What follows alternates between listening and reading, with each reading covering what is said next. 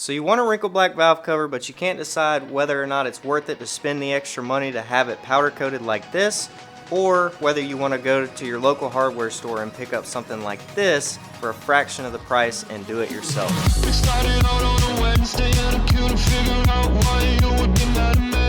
Whoa, you say it's nothing but it never ever changes, just like that. It's always whatever anyway, every time we try to talk, I am out of here any day. It's always something, no, we never ever changes, just like that. I get the shivers whenever I'm thinking about you. Just wanna leave and live without you. Be on my own again. I get the shivers whenever you go out of line, yeah. I feel it creeping down my spine, yeah. Wanna be alone again.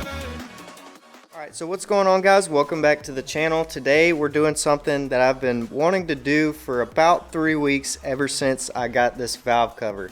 So basically what we're going to be doing is comparing this valve cover, which has been professionally powder coated, to this valve cover, which we are going to use this can of the DIY stuff that I got from AutoZone. Essentially what I want to do here is wrinkle black paint this valve cover to the best of my abilities and do a side-by-side comparison to something that's been powder coated to let you guys know which one is worth it. Long story short, I picked up this valve cover for $100, which is incredibly cheap. That's the main reason why I bought it. Also, I bought it because I like this logo setup a little bit better than just the Honda.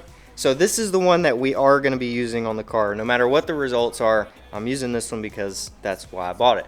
But I thought it would be cool to compare it to this stuff that you can buy at AutoZone for about $17 is what I paid. So we're going to be removing my valve cover, prepping it, painting it, showing you guys a process of how to do wrinkle black yourself, and then you can decide whether or not you want to do it yourself or send it off and have it done by somebody else. First thing that we need to do is remove the valve cover from my car and then start getting it prepped for paint.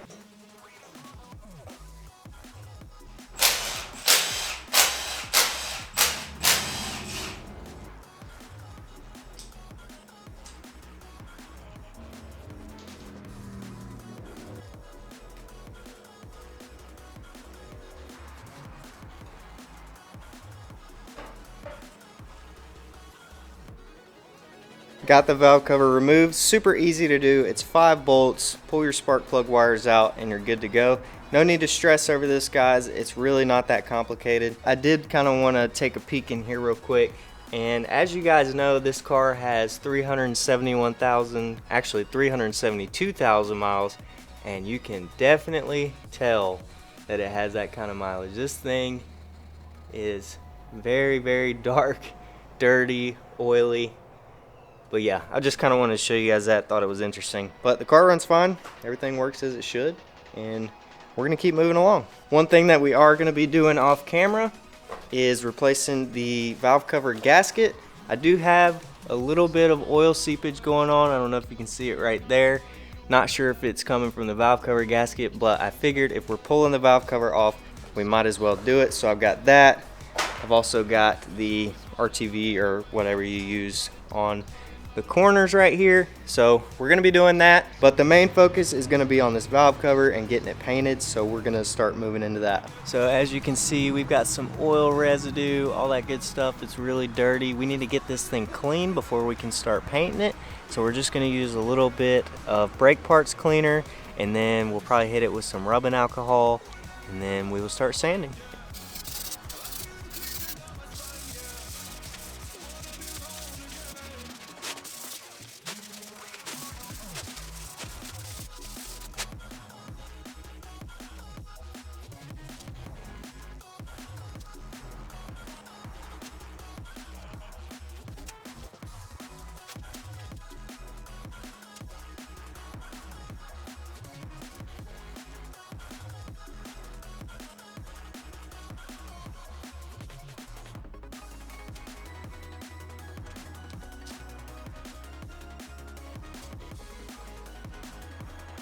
So we got everything all prepped, sanded down, taped up all the threads and everything, and we are good to start painting this thing. So let's go ahead and jump into it. So we're ready to paint, but I just wanted to go over how to use this for those of you who don't know. That's probably why 90% of you are here, to figure out how this stuff works. So if you read through the directions on the can, blah, blah, blah, basically we're gonna do 3 coats. We're gonna do 2 normal coats with even coverage all the way around.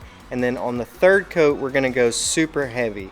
Make sure that you shake this can very well before you even spray, and you shake it very well in between coats as well. Now, a lot of people say this will just dry and then you'll have wrinkles, blah, blah, blah.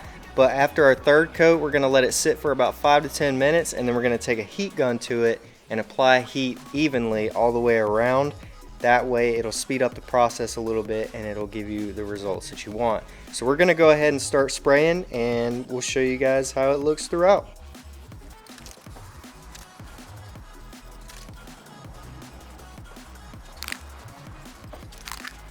Alright, so the first coat is on. We made sure we covered every little bit, and we're gonna let that dry for a little bit, and then we're gonna go ahead and do coat number 2. So we let it dry for about 5 minutes. We're gonna go in and go for the 2nd coat. If you guys noticed, we did the first coat horizontally. This one, we're gonna do it vertically, just to make sure we have even coverage, and we're gonna go ahead and apply the next coat.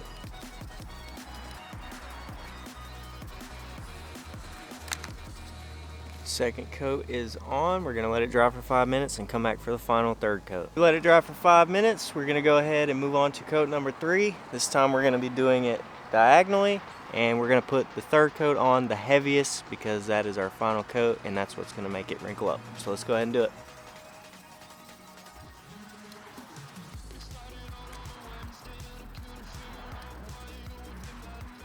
Alright, final coat is on. We're going to let this sit for 10 minutes, and then we're going to grab the heat gun and start heating it up. Been about 10 minutes. We're about to hit it with the heat gun. Unfortunately, I went inside to grab a drink and it started raining, so we got a few little raindrops on it there, but hopefully it doesn't really have that big of an effect because this is Wrinkle Black, so it should be okay.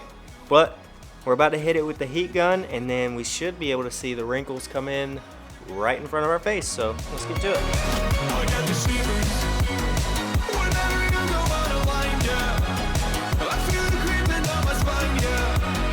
Wanna be alone again.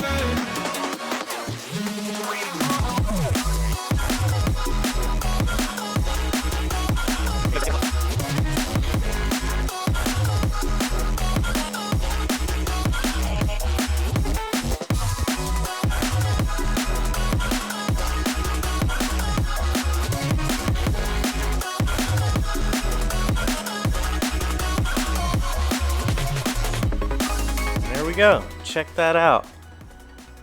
Looking super nice. Unfortunately, the rain bubbles that landed on it are definitely going to have an effect on how it comes out, but overall it looks really good. And obviously I'm not going to be using this on the car, so I was a little bit more careless with, you know, like the raindrops, debris getting on it, stuff like that. But we hit it with the heat gun. I started to get a little bit impatient, put the gun a little bit closer, you know, still moving it around and everything, but put the gun a little bit closer and it sped up the process pretty quickly. So we're gonna let this completely dry, and then we're gonna unmask it, sand down that Honda logo maybe, and then we'll see how it looks.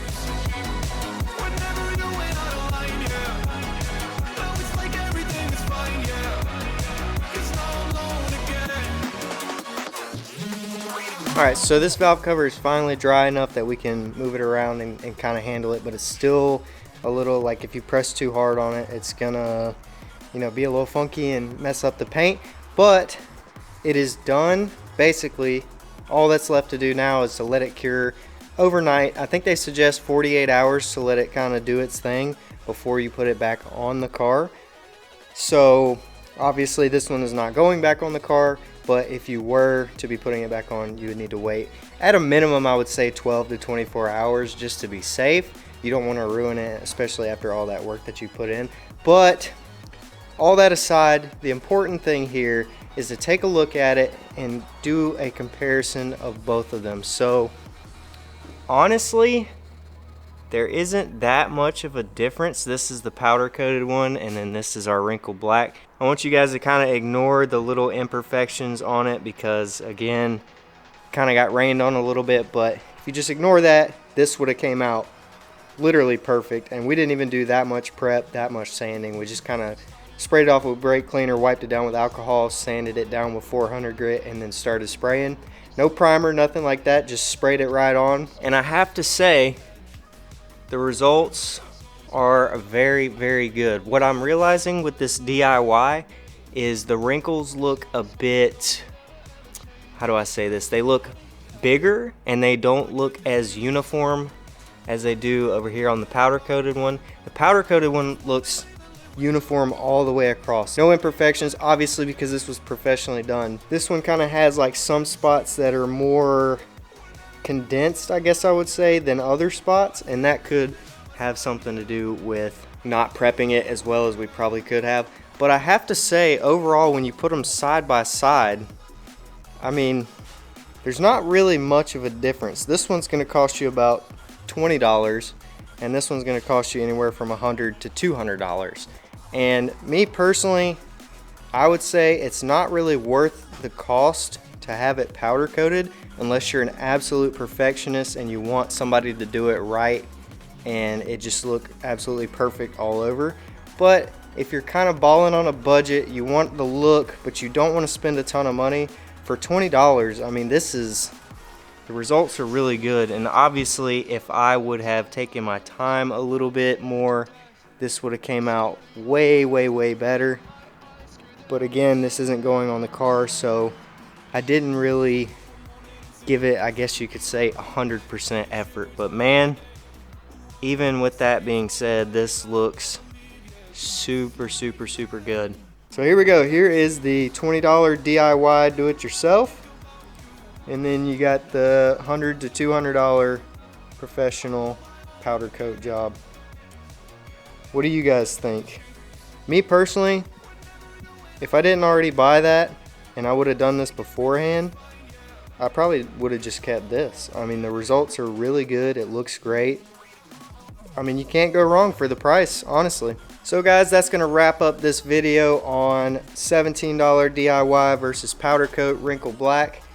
Final verdict for me, just go to AutoZone, get the can, and do it yourself. I think it looks good enough. I think it looks great. If you put a lot of time into the prep work, it'll turn out way better than mine did. And mine still turned out pretty freaking awesome. But for the price that you pay for this, I think this is well worth it over having it professionally done. So hopefully you guys enjoyed this video. Hopefully you learned a little something. And I want you guys to take everything that we've done here, make a decision for yourself, decide what you want to do, and then go for it. I think if you have the money, powder coating is worth it. If you're kind of on a budget, just do the DIY. I think it turned out great. So I want to thank you guys for watching. If you haven't already, go ahead and check out the playlist for the build series on this car. We're moving right along with this build, and I'm starting to do more things that I want to do to the car, and I appreciate you guys coming along for the journey. But other than that, that's going to do it for this video, and I'll see you guys in the next one.